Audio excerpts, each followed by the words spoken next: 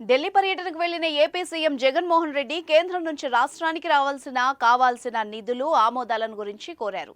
PM మోదీని, central minister Nirmala సీతారామన్ను కలిసిన CM ఎన్నో పెండింగ్ అంశాలను వాళ్ల ముందుంచినట్టు తెలుస్తోంది. అవేంటో ఇప్పుడు చూద్దాం. గజం కేవలం 23,000 రూపాయలతో 165 గజాల భూమి కేవలం 38 లక్షలు మాత్రమే. సీఎం జగన్ ఢిల్లీలో శుక్రవారం మధ్యాహ్నం ప్రధాని నరేంద్ర మోదీతో భేటీ అయ్యారు. ప్రధానికి శాలువా కప్పి సత్కరించారు. ఆయనకు వెంకటేశ్వర స్వామి ప్రతిమను బహూకరించారు. ప్రధానితో సీఎం జగన్ సమావేశం, విభజన హామీలు, ఏపీకి రావాల్సిన పెండింగ్ నిధులు, తాజా రాజకీయ పరిణామాల గురించి సీఎం జగన్ ప్రధాని నరేంద్ర మోదీతో చర్చించినట్టు తెలుస్తోంది. సమావేశం అనంతరం సీఎం జగన్ పార్లమెంట్లోని ఆర్థిక శాఖ కార్యాలయానికి వెళ్లారు. అక్కడ కేంద్ర ఆర్థిక శాఖ మంత్రి నిర్మలా సీతారామన్ను కలిశారు. రాష్ట్రానికి రావాల్సిన నిధులు, పెండింగ్ బకాయిల గురించి చర్చించారు.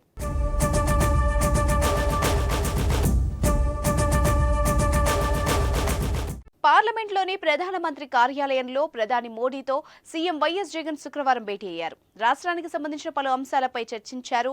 పోలవరం ప్రాజెక్టులో కంపోనెంట్ వారీగా సీలింగ్ ఎత్తివేయడానికి కేంద్ర ఆర్థిక శాఖ అంగీకరించిందన్నారు. దీంతో పాటు ప్రాజెక్టు తొలి విడతను సత్వరమే పూర్తి చేయడానికి 12,911 కోట్ల నిధుల విడుదలకు అంగీకరించిందని తెలిపారు.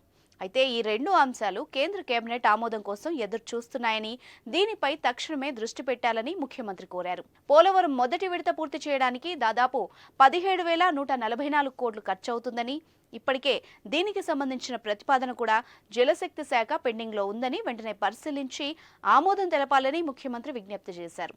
2014 జూన్ నుంచి 3 ఏళ్ల పాటు తెలంగాణ రాష్ట్రానికి ఏపీ జెన్కో విద్యుత్ సరఫరా చేసిందని అన్నారు. ఇందుకు సంబంధించిన 7,230 కోట్ల బకాయిలు పెండింగ్లో ఉన్నాయన్నారు. వెంటనే వీటిని చెల్లించేలా చూడాలని సీఎం కోరారు.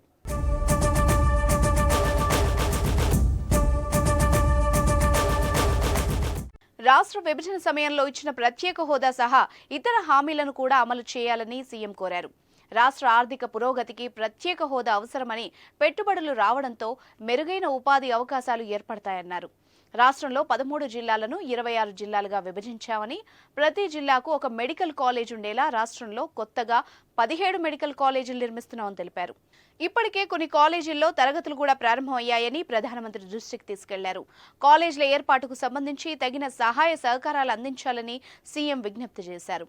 విశాఖ నగరాన్ని భోగాపురం ఇంటర్నేషనల్ ఎయిర్పోర్ట్తో అనుసంధానించేలా ప్రతిపాదించిన భోగాపురం, భీమిలి, రిషికొండ, విశాఖ పోర్టులను కలిపే 55 కిలోమీటర్ల 6 లేన్ల రహదారికి సహకారం అందించాలని కోరారు. విభజన చట్టంలో పేర్కొన్న విశాఖపట్నం, కర్నూలు హైస్పీడ్ కారిడార్ను వయా కడప మీదుగా బెంగళూరు వరకు పొడిగించాలని విజ్ఞప్తి చేసిన సీఎం, దీనిపై తగిన పరిశీలనలు పూర్తి చేసిన ఈ ప్రాజెక్టు సాకారం అయ్యేలా చూడాలని జగన్ కోరారు.